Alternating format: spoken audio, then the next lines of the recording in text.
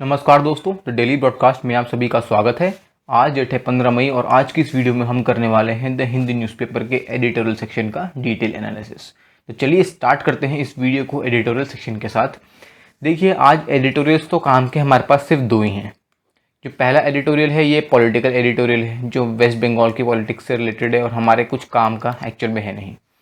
जो ये दूसरा एडिटोरियल है ये एक्चुअल में कोविड-19 की जो अभी कंडीशन चल रही है उसके रिगार्डिंग ये एडिटोरियल है, बट इसमें मोर ऑफन ये ओपिनियन बेस्ड है यार। इसमें हमें फैक्ट्स तो बिल्कुल मिल नहीं रहे। इनफैक्ट ये कोई सोल्यूशन बेस्ड एडिटोरियल भी नहीं है।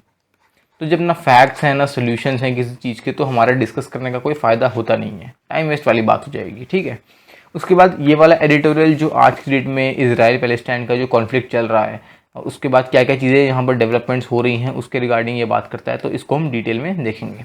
ये एक बहुत ही बेहतरीन एडिटोरियल है, बहुत ही अच्छा एडिटोरियल मैं कहूँगा, और इसको मैं काफ़ी इन डेप्थ डिस्कस करूँगा। इसमें बताया जा रहा है कि कोविड-19 की वजह से कई बच्चे जिनके पेरेंट्स की डेथ हो चुकी है उनके साथ किस तरीके से लॉफुल तरीके से चीज़ें करनी चाहिए ताकि आगे जाके कोई इंसान किसी गलत चीज़ में ना फंस जाए, तो उसके रिगार्डिंग बात की गई है। काफ़ी अच्छा एडिटोरियल है, आप इसको डेफिनेटली देखना, क्योंकि इस एडिटोरियल से आपको अवेयरनेस भी मिलेगी कि हाँ एक्चुअल में चीज़ें ऑन ग्राउंड क्या होती हैं। तो इसको भी हम डिटेल में डिस्कस करेंगे। अगला पेज जो है ये पैंडेमिक जो मुंबई में चल रहा है उसकी बात की गई है। खैर मेरे को तो लगता है ये इतना बड़ा पेज उन्होंने यूज़ यहाँ पर किया है, ये उन्होंने पूरा वेस्ट ही किया है एक तरीके से। खैर कभी कभी होता है ना कि हिंदू के जो कॉलमिस्ट होते हैं उनको कभी कुछ लिखने के लिए मिलता नहीं है, तो वो कुछ भी पे ले जाते हैं। ठीक है, चलिए स्टार्ट करते हैं पहले एडिटोरियल के साथ। ये बात करता है कि जैसे यूएस ने अभी एक स्टेटमेंट दिया कि इजराइल के पास पूरा पूरा अपना राइट है अपने आप को डिफेंड करने का, लेकिन राइटर यहाँ ये कहते हैं कि इजराइल का जो राइट है अपने आप को डिफेंड करने का, इसका मतलब ये नहीं है कि वो गाज़ा पट्टी पे बॉम्बिंग्स करके सिविलियन लोगों को मार दे, ऐसा यहाँ पर राइटर कहना चाहते हैं। ठीक है, अभी इजराइल क्या कर रहा है, गाज़ा पट्टी पे बहुत सारे एयर स्ट्राइक कर रहा है, आर्टिलरीज गिरा रहा है। आपको पता होगा कि इजराइल ने अब अपनी आर्मी को भी मूव करना शुरू कर दिया है, तो अब एयर स्ट्राइक्स हो रही हैं, आर्टिलरी स्ट्राइक्स हो रही हैं, रॉकेट फायरिंग्स जो है हमास की तरफ से भी हो रही हैं। तो ये सब चीज़ें हम वहाँ पर देखने को मिल रही हैं। इस पूरे कॉन्फ्लिक्ट में ना जो आपस में इनका कॉन्फ्लिक्ट चल रहा है, इसमें 119 पैलेस्टीनियन लोगों की डेथ हो चुकी है, उसमें से 31 तो सिर्फ चिल्ड्रन ही थे। तो देखिए हम ये कह सकते हैं कि ह्यूमैनिटी को अगर लेकर चलो तो काफ़ी चीज़ें गड़बड़ चल तो रही हैं। उसके अलावा 9 लोग जो हैं इजराइल में भी उनकी डेथ हो गई। अब 9 लोगों की इजराइल में डेथ कैसे हुई, क्योंकि इजराइल के पास तो अपना डोम सिस्टम है ना, जिससे वो सारे के सारे रॉकेट्स को टैकल कर ले रहे हैं। देखिए मैं अगर आपको बताऊं तो जो उनका डोम सिस्टम जो है वो एक काफ़ी कॉस्टली सिस्टम है, उसको ऑपरेट करने की कॉस्ट बहुत ज़्यादा है। वहीं जो हमास रॉकेट जो छोड़ रहा है वो बहुत सस्ते टाइप के रॉकेट हैं यार, उनके लिए रॉकेट छोड़ना कोई बहुत बड़ी बात नहीं है, इसलिए वो हज़ार हज़ार रॉकेट एक बार में छोड़ दे रहे हैं। तो अगर जहाँ पर जो इम्पॉर्टेंट एरियाज़ हैं इजराइल के, जहाँ पर उनकी गवर्नमेंट बिल्डिंग्स हैं, मिलिट्री हेडक्वार्टर्स हैं, वहाँ पर अगर ये रॉकेट आ रहे हैं तो तब वो अपना डोम सिस्टम यूज़ कर रहे हैं इन रॉकेट्स को एलिमिनेट करने में। लेकिन अगर ये रॉकेट कहीं साइड में यानी शहर के आसपास कहीं गिर रहे हैं तो तब वो उसको एलिमिनेट नहीं कर रहे हैं, उसको गिरने ही दे रहे हैं, क्योंकि उनका जो सिस्टम है, जो उनका डिफेंडिंग सिस्टम है, बहुत कॉस्टली है ना, इसलिए वो इस कुछ रॉकेट्स को है जो है इजराइल में गिरने दे रहे हैं। और इसी वजह से हम देख सकते हैं 9 लोगों की जानें भी जा चुकी हैं, और अगर आपको पता है तो उसमें एक इंडियन वुमेन भी थी जिसकी जान गई हुई है। अभी जो ये सब चीज़ें चल रही हैं ना, हम देख सकते हैं खासकर पैलेस्टीनियन लोग जो हैं उनमें काफ़ी ज़्यादा आक्रोश है, काफ़ी ज़्यादा गुस्सा जो है, क्योंकि उनको ऐसा लगता है कि इजराइल जो है वो जूइश सेटलमेंट्स को बढ़ाने की कोशिश कर रहा है, पैलेस्टीनियंस को हटा के जूइश लोगों की पॉपुलेशन को बढ़ाने की कोशिश कर रहा है।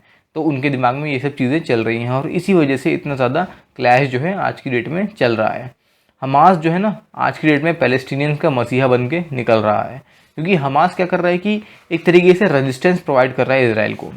हम सब जानते हैं कि पैलेस्टीनियंस के कंपैरिजन में इजराइल बहुत ज़्यादा पावरफुल है।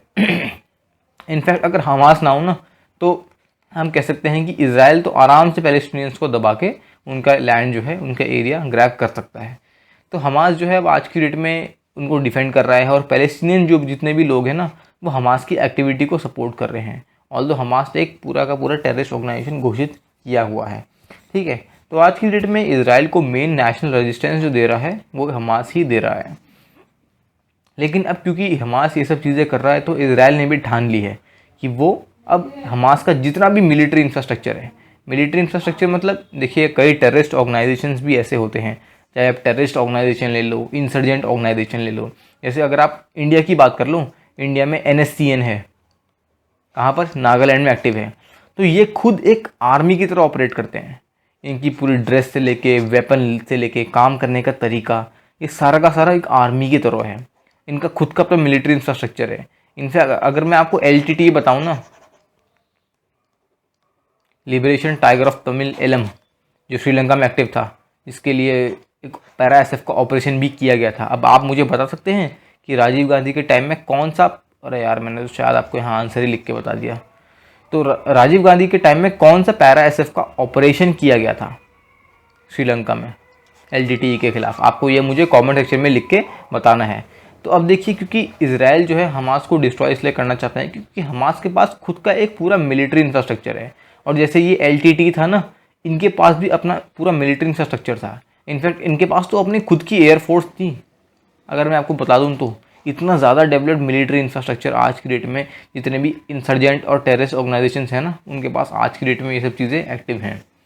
अब देखिए, इजराइल पैलेस्टाइन और ये हमास को जो काउंटर करने वाली चीज़ है ना, ये आज से नहीं चल रही है। 2014 में भी इसराइल ने बहुत लंबे लंबे ऑपरेशन चलाए हैं सेम ऑब्जेक्टिव से। ऑब्जेक्टिव क्या था? हमास का मिलिट्री इंफ्रास्ट्रक्चर पूरा का पूरा ख़त्म कर देना। लेकिन उसके बाद भी कोई चीज़ में डिफरेंस हम देख नहीं पा रहे हैं, क्योंकि हमास पूरी तरीके से आज की डेट में एक्टिव भी है। उस टाइम पे क्या हुआ कि एक हफ्ते के ऑपरेशन में इसराइल ने हमास को बहुत डैमेज दिया। अब क्या हो रहा है, 5 दिनों की ड्यूरेशन में हमास जो है इसराइल पे 1800-2000 रॉकेट्स फायर कर रहा है। चीज़ें कुछ बदल नहीं रही हैं यार। जैसे मैंने आपको कल परसों की एडिटोरियल में बताया ना, ये वैसी चीज़ हो चुकी है जैसे इंडिया और कश्मीर का प्रॉब्लम है, इंडिया और पाकिस्तान का प्रॉब्लम है, जहाँ पर पाकिस्तान जो है मानने को तैयार नहीं है। ये वाली बात, इस टाइप की चीज़ें हैं। वही चीज़ वहाँ पर इसराइल और पैलेस्टाइन में भी चल रही हैं, क्योंकि ये कॉन्फ्लिक्ट बहुत लंबे ड्यूरेशन से चल रहा है। अब देखिए, इतनी हिंसा हो रही है, इतनी दिक्कतें वहाँ पर हैं, तो वहाँ पर लॉस पे कौन है? देखिए, लॉस पे है आम जनता। दोनों साइड्स के लिए लॉस सिचुएशन जो है चल रही है। काफ़ी पैलेस्टीनियंस भी मर चुके हैं, इजराइल्स भी कुछ मर चुके हैं। ऑल तो पैलेस्टीनियंस की मौत ज़्यादा हो रही है, लेकिन फिर भी डैमेज तो इसराइल को भी हो ही रहा है। उनका कितनी बिल्डिंग्स, इंफ्रास्ट्रक्चर जो है डिस्ट्रॉय हो चुका है।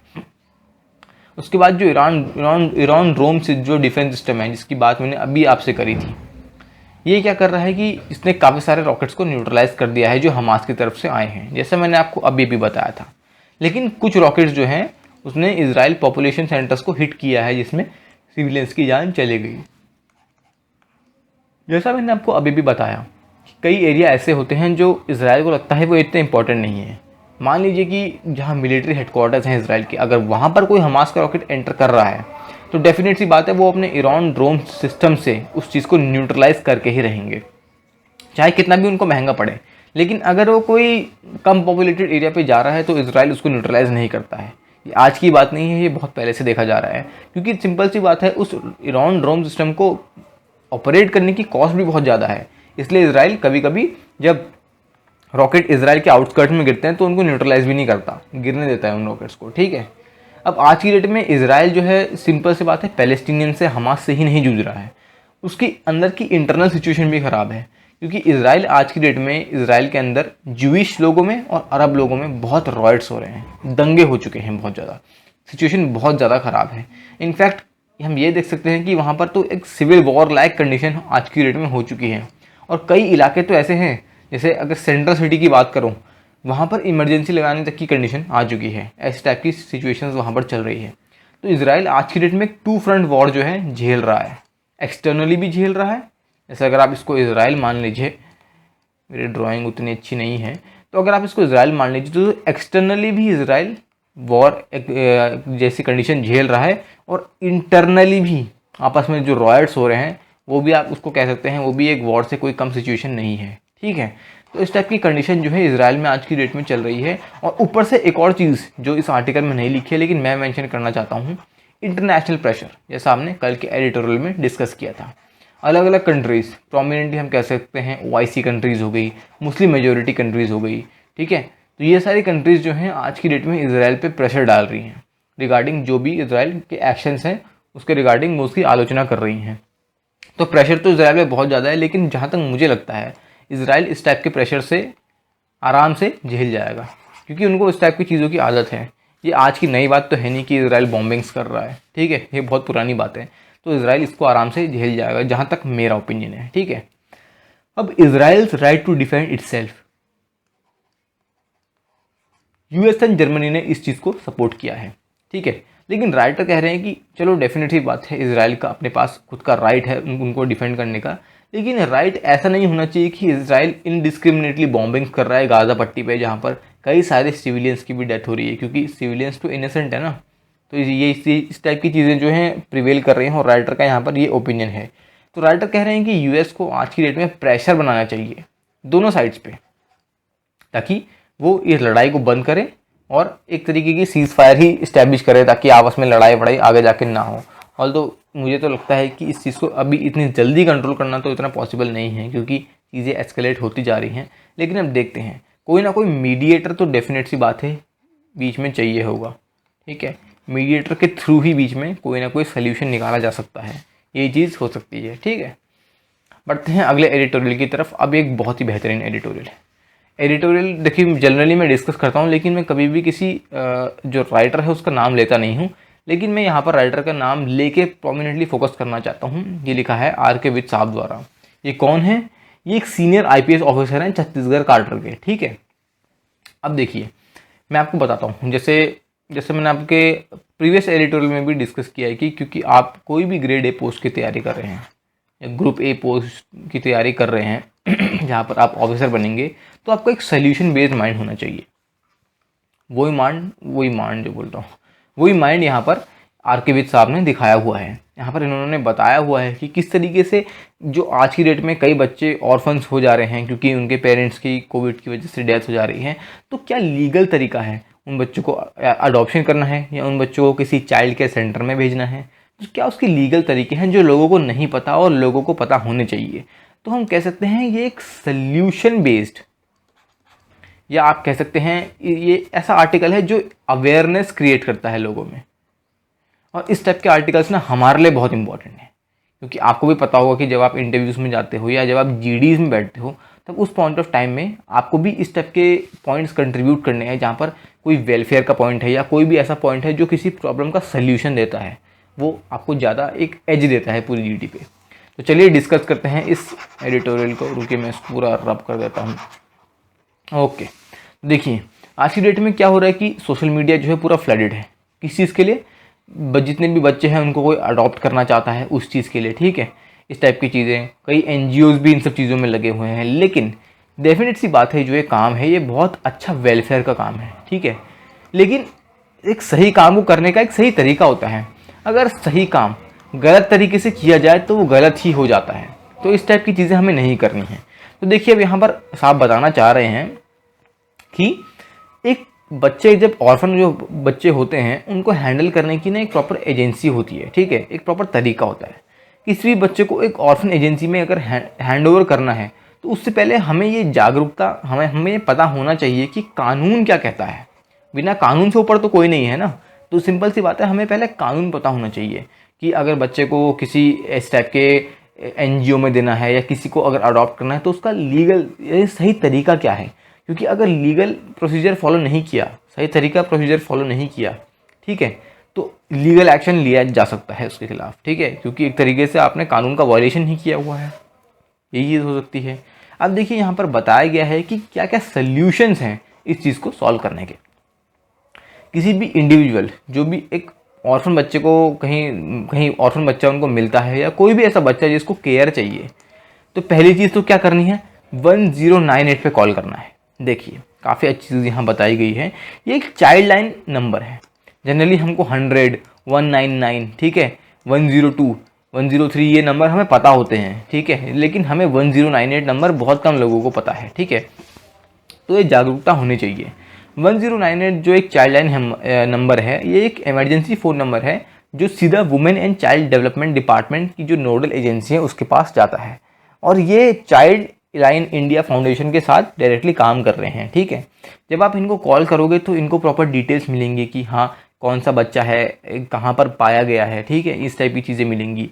और ये जो ऑर्गेनाइजेशन है ना, ये all over country, all over India काम कर रहा है, ठीक है, हर जगह इसकी ब्रांचेस हैं, ठीक है। तो ये चाइल्ड लाइन ऑर्गेनाइजेशन ज़्यादा कुछ नहीं करते, ये वुमेन और चाइल्ड डेवलपमेंट की जो नोडल एजेंसी है, ये इन चाइल्ड लाइन फाउंडेशन के साथ अप्रूव तरीके से काम करते हैं, यानी ये गवर्नमेंट द्वारा अप्रूव्ड है। ठीक है, तो यहाँ पर कोई भी ऐसी हम देख सकते हैं गलत चीज़ जैसे ट्रैफिकिंग वगैरह, क्योंकि कई लोगों में हमने देखा है कि पुराने एडिटोरियल्स में कि एनजीओज वगैरह के नाम पे या वेलफेयर के नाम पे कुछ ऑर्गेनाइजेशंस जो हैं चाइल्ड ट्रैफिकिंग वगैरह कर देते हैं, तो जो बिल्कुल गलत है। तो एक गवर्नमेंट अप्रूव्ड कोई भी एजेंसी हो ना, तो उस पर ट्रस्ट हम कर सकते हैं। ठीक है, तो पहला ऑप्शन तो ये हो गया यहाँ पर जो हमने डिस्कस किया। दूसरा ऑप्शन क्या है? दूसरा ऑप्शन ये है कि डिस्ट्रिक्ट प्रोटेक्शन ऑफिसर, हर जिले में एक डिस्ट्रिक्ट प्रोटेक्शन ऑफिसर हमें मिलेगा ही मिलेगा। ठीक है, उसकी कॉन्टैक्ट डिटेल्स ना हमें कहाँ मिल जाएंगी? National tracking system for missing and vulnerable child portal, इस पोर्टल में मिल जाएगी, और यहाँ पर उन्होंने उसका लिंक तक दिया हुआ है। ठीक है, तो इस पोर्टल में एक हर जिले के डिस्ट्रिक्ट प्रोटेक्शन ऑफिसर की हमें डिटेल्स मिलेगी, और उनको कॉन्टैक्ट अगर हम करेंगे तो वो डायरेक्टली हमें women and child development department government of India से कॉन्टैक्ट करवाएंगे। ठीक है, तो वहाँ से हम बच्चों को एक तरीके से हैंड ओवर कर सकते हैं, और ये भी एक बहुत लीगल प्रोसीजर है। थर्ड तरीका क्या है? थर्ड अल्टरनेटिव ये है कि हमें सिंपल सा अपने घर के सबसे पास के पुलिस स्टेशन पे अप्रोच करना है। ठीक है, क्योंकि पुलिस स्टेशन के अंदर चाइल्ड वेलफेयर पुलिस ऑफिसर होता ही होता है। ठीक है, तो जब चाइल्ड पुलिस स्टेशन में हम जाएंगे जहाँ पर चाइल्ड वेलफेयर पुलिस ऑफिसर होगा, तो बाकी सारा काम उनका है, बाकी सारा जो प्रोसीजर करना है वो उनका है। तो तीन तरीके तो ये हुए। एक और तरीका जो किया जा सकता है, जिसको मैं चौथा तरीका लिख लेता हूँ, वो है कि आप सिंपल सा 112 नंबर डायल कर लीजिए अपने मोबाइल में, जो है emergency response support system, ERSS। ये आप डायल करेंगे तो इसमें सिंपल सी बात है, आपको इमरजेंसी अथॉरिटी से कांटेक्ट किया जाएगा, और जब वो आप बताएंगे कि आपको इस टाइप की प्रॉब्लम है रिगार्डिंग चाइल्ड को के रिगार्डिंग ऑर्फन्स के रिगार्डिंग प्रॉब्लम है, तो वो आपको उस चीज़ के रिगार्डिंग डायरेक्ट करेंगे और आपका डायरेक्टली कांटेक्ट कराएंगे इस टाइप की एजेंसीज, जैसे women and child development department हो गया। ठीक है, तो इस टाइप की एजेंसी से डायरेक्टली कॉन्टैक्ट करवाएंगे। तो देखिए यहाँ पर एक नहीं दो नहीं बल्कि 4 अलग अलग ऑल्टरनेटिव बता दिए गए हैं, जो बहुत बेहतरीन बात है। और मैं गारंटी कह रहा हूँ, इनफैक्ट मुझे खुद नहीं पता था कि इतने सारे अल्टरनेटिव्स होते हैं यहाँ पर। मैं आज तक सिंपल सी बात है, ये फोर्थ वाला जो अल्टरनेटिव है ना, सिंपल सा पुलिस स्टेशन जाओ और इस टाइप की रिपोर्ट करो, मुझे लगता था कि यही एक ऑल्टरनेटिव है इन एजेंसीज को रीच करने का। लेकिन मुझे नहीं पता था कि देखिए इतनी चीज़ें ऑलरेडी हमारी सोसाइटी में प्रिवेल करती हैं, बस अवेयरनेस की दिक्कत है। ठीक है, चलो इससे तो आपको भी पता चल गया और मुझे भी पता चल गया कि क्या चीज़ें प्रिवेल करती हैं। ठीक है, अब जितने भी ऐसे ऑर्फन बच्चे हैं या ऐसे बच्चे जिनको इस टाइप की केयर चाहिए, जिनके पेरेंट्स नहीं हैं, अगर उन बच्चों को इन गवर्नमेंट एजेंसीज पे रिपोर्ट नहीं किया जाता है, अगर कोई भी इंसान रिपोर्ट नहीं करता है इन बच्चों का, तो वो एक पनिशेबल ऑफेंस है। किसके तहत? जुवेनाइल जस्टिस एक्ट 2015 के तहत। ठीक है, तो ये एक डेफिनेट सी बात है कि रिपोर्ट करना तो बहुत ज़रूरी बात है। अडॉप्ट करना है या बच्चे की केयर करनी है, वो सब अथॉरिटीज डिसाइड करेंगी, लेकिन एक सिटीज़न, एक रिस्पॉन्सिबल सिटीज़न होने के नाते हमें इस चीज़ को रिपोर्ट करना ही करना है। हम डायरेक्टली अडॉप्ट नहीं कर सकते, जो जनरली लोगों को लगता है बहुत आसान काम है। ठीक है, अब प्रोसीजर क्या है? प्रोसीजर ये है कि जो भी एक ऑर्फन बच्चा है ना, उसको क्या किया जाएगा कि ड्यूटी एजेंसी यानी जो भी गवर्नमेंट अथॉरिटीज़ होंगी, वो चाइल्ड वेलफेयर कमेटी, हर डिस्ट्रिक्ट में एक चाइल्ड वेलफेयर कमेटी बैठती है। 24 घंटे के टाइम पीरियड के बीच में उस बच्चे को प्रोड्यूस करना ही करना है। ठीक है, पहले तो ये चीज़ हो गई। ठीक है, उसके बाद जो चाइल्ड वेलफेयर कमेटी है वो हर डिस्ट्रिक्ट में तो होती है, तो वो ये डिसाइड करेगी कि बच्चे को चिल्ड्रंस होम भेजना है या नहीं भेजना है, ये उन पर डिपेंड करता है। ठीक है, उसके बाद अगर बच्चा जो है 6 साल से भी कम का है, तो उनको स्पेशलाइज्ड एडॉप्शन एजेंसी के तहत उनको ले जाया जाएगा। तो देख सकते हैं कि गवर्नमेंट के प्रोविजंस तो काफ़ी सारे हैं, बस हमें इन बच्चों को रिपोर्ट करने की ज़रूरत है। ठीक है, और ये सब चीज़ें जो बच्चे की केयर है वो कब तक की जाएगी? जब तक बच्चा 18 साल तक का नहीं हो जाता, तब तक जो स्टेट है, राज्य सरकार, यानी इस टाइप की जो कमिटीज़ और अथॉरिटीज़ हैं, वो ही इन बच्चों की केयर करेंगी। ठीक है, संपूर्ण Barua versus union of India 2018 का जो केस था, उस केस में सुप्रीम कोर्ट ने क्या कहा? सुप्रीम कोर्ट ने स्टेट्स और यूनियन टेरिटरीज को ये कहा कि जितने भी चाइल्ड केयर इंस्टीट्यूशंस हैं ना, वो रजिस्टर्ड होने चाहिए गवर्नमेंट के पास। ठीक है, और उसके बाद इस टाइप का कोई भी वॉलंटरी ऑर्गेनाइजेशन या कोई भी NGO जो रजिस्टर्ड नहीं है, उनके पास ये जो बच्चे हैं इनको भेजा नहीं जा सकता। ठीक है, तो रजिस्टर्ड होना गवर्नमेंट के पास बहुत ज़रूरी है, तभी तो गवर्नमेंट को डेटा मिलेगा ना कि कौन सा ऑर्गेनाइजेशन और कौन सा NGO जो है किस तरीके से काम कर रहा है। ठीक है, चाइल्ड वेलफेयर कमेटी जो हर डिस्ट्रिक्ट में होती है, उसके द्वारा एक बार एक बच्चे को लीगली फ्री फॉर अडॉप्शन घोषित किया जा सकता है। उसके बाद ही कोई भी पेरेंट, चाहे कोई भी इंडियन है या कोई भी नॉन रेजिडेंट इंडियन है, वो उस बच्चे को अडॉप्ट कर सकता है। अब देख सकते हैं ना, अब एक अडॉप्ट करने का तरीका, प्रोसीजर ऑल्दो लंबा है, लेकिन लीगल तरीका यही है। जब चाइल्ड वेलफेयर कमेटी डिक्लेयर करेगी अडॉप्शन के लिए, तभी बच्चा अडॉप्ट किया जा सकता है। ठीक है। उसके अलावा जुवेनाइल जस्टिस एक्ट एक तरीके से बहुत सेक्युलर एक्ट है और बहुत सिंपल सा एक्ट है। ठीक है। अगर हम इसके किसी और एक्ट के तहत अगर कंपेयर करें, जैसे हिंदू अडॉप्शन और मेंटेनेंस एक्ट 1956, तो उसके तहत जो भी उसके प्रोविजंस हैं उनको भी सेटिस्फाई करता है। तो सिंपल सी बात है, ये एक बहुत अच्छा एक्ट है, हमारी सोसाइटी में को एक तरीके से लीगल प्रोसीजर के थ्रू हेल्प गुजारने में हेल्प करता है, और जो चीज़ सही होनी भी चाहिए। ठीक है। उसके अलावा Hindu minority and guardianship act 1956 के तहत अगर जो फादर हैं और मदर, उनकी अगर एब्सेंस है, और तो एक क्लोज रिलेटिव है ना, वो भी उस बच्चे को बिना अथॉरिटीज़ के कंसेंट के, यानी पूरे इस प्रोसीजर से जाए बिना रख नहीं सकता। ऐसा नहीं हो सकता कि अगर किसी बच्चे के पेरेंट्स नहीं हैं तो चाचा या ताऊ उस बच्चे को डायरेक्टली रख सकते हैं। पहले उनको ये सारा प्रोसीजर फॉलो करना पड़ेगा। लास्ट में जब ये चाइल्ड वेलफेयर कमेटी जो होती है, ये घोषित करेगी कि अडॉप्शन हो सकता है, तो उसके बाद ही अडॉप्ट किया जा सकता है। देखिए, उसके बाद बचपन बचाओ आंदोलन versus union of India act 2013 ने ये कहा कि जितने भी डायरेक्टर जनरल हैं स्टेट्स में, जितने भी डीजीपी हैं पुलिस के, वो एक तरीके से फर्स्ट इन्फॉर्मेशन यानी एफआईआर रजिस्टर करेंगे किस चीज़ के रिगार्डिंग, ट्रैफिकिंग या एब्डक्शन की एफआईआर रिपोर्ट करेंगे अगर कोई भी बच्चा मिसिंग है। ठीक है। तो ये एक चीज़ है, ये आपको पता होनी चाहिए। ठीक है। क्योंकि मान लीजिए कभी आप किसी ऐसे इंसिडेंट्स के सामने, आपको ऐसा इंसिडेंट्स फेस करना पड़ता है, तो आपको पता होना चाहिए कि किस एक्ट के तहत, कौन सी चीज़ के तहत एफआईआर जो है वो रिपोर्ट करनी चाहिए। क्योंकि अगर आपको इस चीज़ की पता होगा ना, तो कोई भी आपको बेवकूफ़ नहीं बना सकता। पहली बात तो ये है। ठीक है। उसके अलावा सरकार ने ये भी कह रखा है, सुप्रीम कोर्ट ने ये भी डायरेक्ट किया कि एक असिस्टेंट सब इंस्पेक्टर रैंक का, मिनिमम इस रैंक का एक बंदा जो है, वो एक पुलिस स्टेशन में मैंडेटरी यानी कंपलसरी उसको एक चिल्ड्रन के वेलफेयर के लिए, यानी चिल्ड्रन बच्चों से डील करने के लिए उसको ट्रेनिंग दी जाएगी। ठीक है। ताकि अगर इस टाइप की रिपोर्ट्स आएँ तो वो इन रिपोर्ट्स को और उन बच्चों को हैंडल कर सकें, और उनका नेचर जो है चाइल्ड फ्रेंडली होना चाहिए। देखिए, ये जितने भी मैंने रेड में, ये पिंक में मार्क किए हैं ना, इनको आप ध्यान रखिएगा। ठीक है। ये इंपॉर्टेंट पॉइंट्स हैं। उसके बाद हर डिस्ट्रिक्ट में एक स्पेशल जुवेनाइल पुलिस यूनिट भी होनी चाहिए इस टाइप के केसेस को डील करने के लिए। ठीक है। अगेन कोर्ट ने exploitation of children in orphanages in state of Tamil Nadu 2017 में ये बताया, जितनी भी नेशनल पुलिस अकेडमीज थी हैदराबाद और जितनी भी बाकी पुलिस ट्रेनिंग अकेडमीज है ना, उनको इस टाइप की ट्रेनिंग कोर्सेज के लिए प्रिपेयर करने के लिए बताया कि वो अपने अथॉरिटीज़, जितने भी ऑफिसर्स हैं और जितने भी कांस्टेबल सोल्जर्स हैं, उनको प्रिपेयर करें इस टाइप की चीज़ों के लिए, ताकि अगर इस टाइप के अगर कंप्लेंट्स जब आएंगी तब उनको इस तरीके से डील किया जाएगा। उसके अलावा ये तो हो गई जितने भी कोर्ट की वाली बातें और जितने भी गवर्नमेंट ने ऑन ग्राउंड किया है। अगर हम कुछ अपने आर्टिकल्स वगैरह की बात भी करें, थोड़ा पॉलिटी में भी घुस जाएं, तो आपको पता होगा कि आर्टिकल 39 जो है हमारे संविधान का, वो ये कहता है कि एक टेंडर एज में बच्चे को अब्यूज़ करना ये गलत है, ये नहीं हो सकता। ठीक है। ये प्रोहिबिट करता है। ठीक है।